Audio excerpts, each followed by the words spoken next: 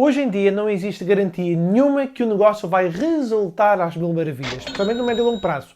As taxas de insolvência das pequenas empresas, ao final de 2 anos, são de 47%. Portanto, os avanços tecnológicos e científicos reduzem o ciclo de vida de muitos produtos e de muitos serviços. Além disso, os modelos de negócio estão a sofrer adaptações muito rápidas e a concorrência no mercado global é intensa e muito competitiva. Neste vídeo, eu vou partilhar um esquema gráfico, uma matrix, com as 4 principais componentes para analisar a indústria e garantir que a entrada no mercado, o desenvolvimento do seu negócio, é feito com mais clareza e maior noção do risco.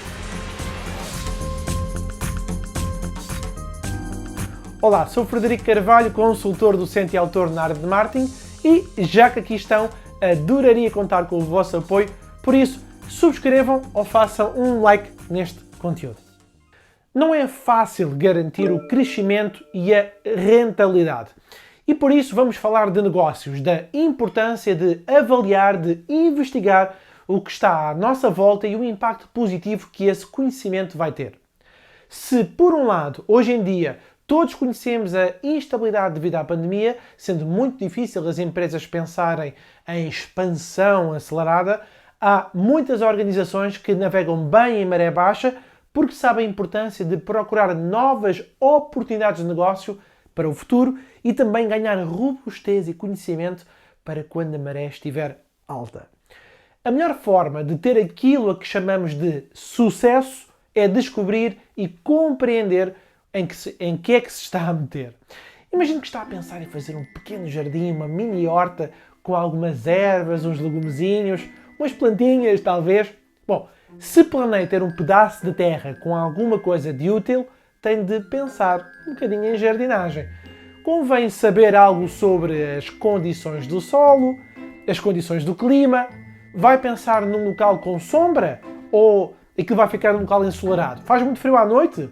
Que tipo de plantas prosperam? Que combinações funcionam bem em conjunto? Que ervas daninhas tem de ter atenção?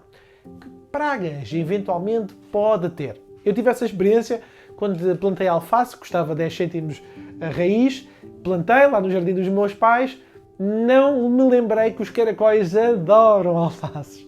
Enfim, um plano de negócios não é muito diferente e é essa a realidade que eu quero aqui adaptar. Em primeiro lugar, nós precisamos de olhar atentamente para a nossa indústria ou para o setor para compreender o que realmente é necessário para ser bem-sucedido. Depois, pensamos nas oportunidades e ameaças que se aproximam no seu caminho. Analisamos como é que pode dividir os seus clientes, os seus consumidores e clientes, em grupos com necessidades e desejos semelhantes para que melhor possa servi-los. Finalmente, falamos dos concorrentes. Quem são? O que é que estão a construir? Como é que podemos planear para ganhar uma determinada cota de mercado? Portanto, agora, se está a gostar deste conteúdo, se chegou até aqui, faça gosto, um likezinho neste conteúdo, ou se preferir partilhar com algum colega ou amigo ou amiga de trabalho. Bom, deixem-me então partilhar convosco uma configuração gráfica com as 4 principais componentes para analisar uma indústria e aproveitar este conhecimento para o seu plano de negócios. Análise da indústria num relance. Então nós temos 4 pontos e eu quero dar agora foco ao primeiro, que é sobre relacionamentos. Um negócio é sobre relacionamento, sobre ligações, sobre conexões. Portanto, os relacionamentos, essas ligações não são apenas sobre as pessoas que nós conhecemos, as empresas que nós conhecemos. É sobre quem é que fornece as matérias-primas, quem é que distribui o seu produto ou serviço. Portanto, no fundo, as ligações são sobre quem são os seus clientes e que tipo de ligações têm com eles. O segundo ponto da análise da indústria num relance é sobre o mercado. Depois, o terceiro ponto é sobre a estrutura e o quarto é sobre as finanças. Vamos ver todos em detalhe com alguma profundidade. Bom, então vamos, dentro do tempo disponível, claro, mas sobre relacionamento. Então nós temos aqui 3 pontos, fornecedores, clientes e distribuidores, e o que nós temos que necessariamente pensar aqui é a lei da procura, a lei da oferta e da procura. Quando os fornecedores externos entram em cena, a natureza do que é que fornecem, e aqui temos que avaliar a disponibilidade, a complexidade, a importância desse produto ou serviço para a sua empresa, portanto, tudo isto determina frequentemente o controlo e sobre os termos daquela relação que nós temos com determinada empresa. Portanto, algum dos seus fornecedores é capaz de fazer o que a sua empresa faz? Isso, ou melhor, será que eles podem tornar-se eventuais concorrentes? Porque nós vimos isso acontecer com as marcas brancas no grande retalho, nos supermercados, não é? Portanto, como é que nós podemos proteger-nos? E depois, à medida que a indústria se vai tornando cada vez mais competitiva, o equilíbrio de poder vai naturalmente deslocar-se para o cliente. Isto significa o quê? Que à medida que os clientes vão fazendo compras, vão fazendo mais exigências. Essas exigências muitas vezes incluem baixar o preço, muitas vezes há uma solicitação para criarmos novos produtos e novos serviços, desenvolver novas características de produto, a que me refiro. Portanto, e ainda há um outro ponto que é, alguns grandes clientes têm a vantagem de tentarem negociar melhores condições favoráveis, não só ao nível de pagamento, e às vezes mesmo ao nível de preço. Portanto, isto é um ponto muito relevante. Vamos ao segundo ponto, que são os mercados. Ok, portanto, a concorrência reduz aos clientes e os clientes criam os mercados.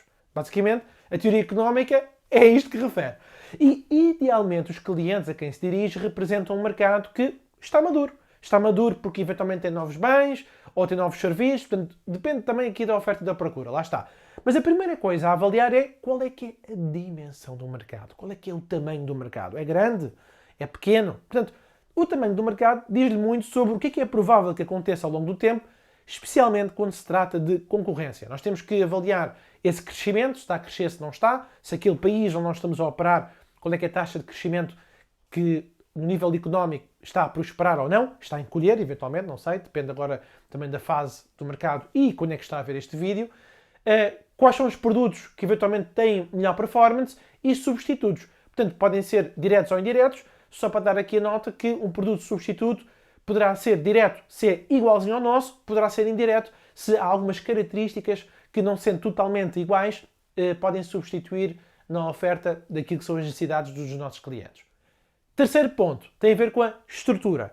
Ok, a estrutura, novamente, poderemos avaliar aqui a concorrência, poderá haver alguma nova tecnologia que é disruptiva e que faz avançar o mercado mais rápido, barreiras à entrada. Será que os custos são baixos ou são altos para entrar? Por exemplo, se eu quiser operar no mercado estrangeiro e abrir lá uma empresa, na grande maioria dos países eu tenho que ter um sócio da nacionalidade daquele país. Portanto, é viável, não é? Posso fazê-lo, não posso? Quanto é que custa eu ir fazer esse investimento? Esse investimento de criação da empresa. E depois, as barreiras à saída. Quanto é que me custa se eu tiver que sair e vender os produtos? E vender as minhas máquinas, por exemplo? Portanto, tudo isto são considerações muito relevantes que têm a ver com a tal análise da indústria num relance. O nosso quarto ponto tem a ver com as finanças. Aqui é simples. Quais são as tendências de custos? Neste caso, se eu quiser comprar produtos, qual foi a avaliação que eu fiz de aquisição dessas matérias-primas para fazer a minha operação, ou o custo dos recursos humanos, e o ponto 2, as margens de lucro. Naturalmente, isto é uma estimativa, portanto, as margens de lucro é uma estimativa de quanto é que eu posso ganhar, com base no quê? No trabalho que eu estou a fazer para analisar a indústria. Não é fácil garantir o crescimento e a rentabilidade.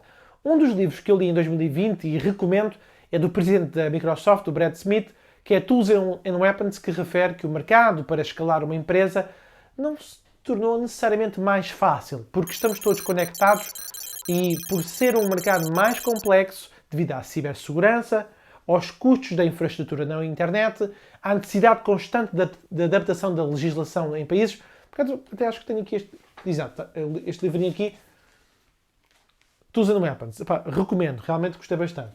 Mas em resumo, faça uma lista dos principais concorrentes da sua indústria, descubra as dimensões do seu mercado, avalie a base das receitas e dos lucros dessas empresas ou alguma outra medida prontamente disponível que consiga retirar e possa estimar as cotas de mercado relativas para os mercados em que está mais interessados.